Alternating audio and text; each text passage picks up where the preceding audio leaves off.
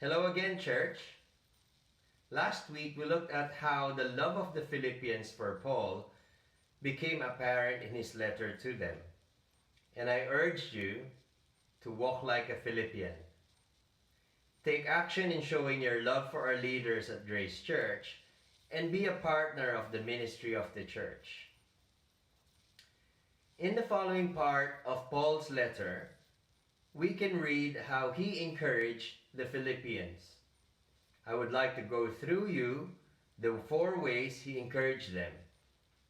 He encouraged them through supplication, testimony, example, and exhortation. First, he encouraged them through supplication.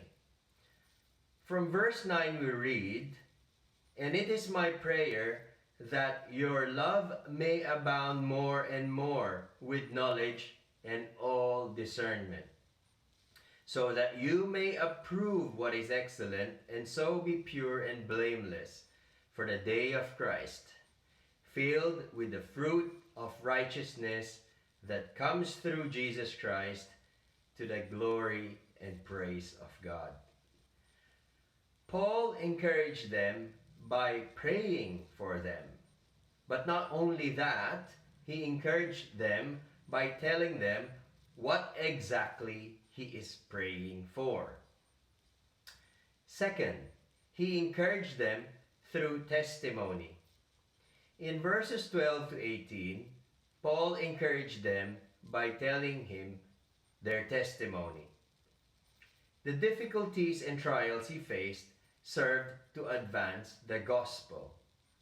His imprisonment became an encouragement for brothers to become confident and much more bold to speak the word without fear. Third, he encouraged them through example. In verse 19 to 26, Paul uses himself as an example to encourage the Philippians. In spite of him being in prison and is facing death, he tells them, "I know this will turn out for my deliverance. It is my eager expectation and hope that I will not be all ashamed." With full courage, now, as always, Christ will be honored in my body, whether by life or by death. For me, to live is Christ, and to die is gain. His great example in times of trials culminate in his statement in verse 25 and 26. He says, "Convinced of this, I know that I will remain and continue with you all, for your progress and joy in the faith, so that in me you have ample cause to glory in Christ Jesus, because of my coming to you again." Paul shows the Philippians a great example of a Christian who perseveres in the hope of Christ. Finally, he encouraged them through exhortation. In verses 27 to 30, Paul uses words of exhortation to encourage the Philippian church. He tells them, "Let your manner of life be worthy of the gospel of Christ. Stand firm in one spirit with one mind, striving side by side for the faith of the gospel, not to be frightened in anything by your opponents. For the sake of Christ, you should not only believe in him, but also suffer for his sake." As we look at this collectively, it is amazing to see how Paul builds up a case for encouragement. He tells the Philippians he prays for them. Then he tells them of his personal experience of success in ministry in spite of trials. Then uses himself as a prime example, and finally gives them strong exhortation. Now, let me ask you, When was the last time you encouraged someone?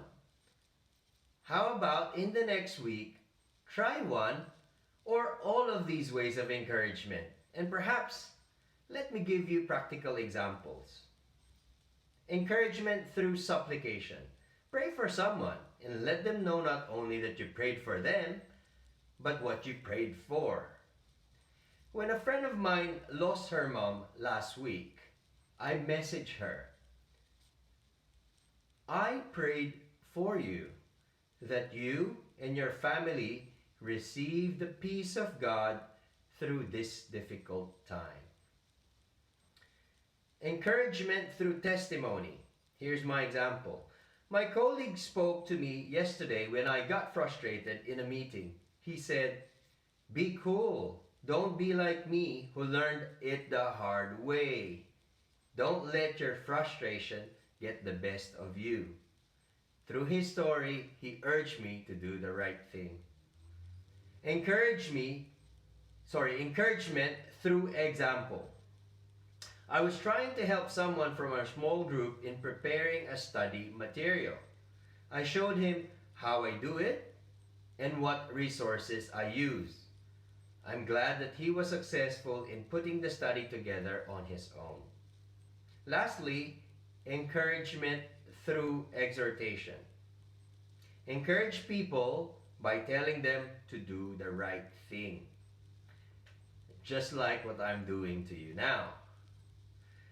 I hope that this message in itself is an encouragement for you. We have just finished Philippians chapter 1. I hope to see you again next week as we continue from Philippians 2. May God bless you all.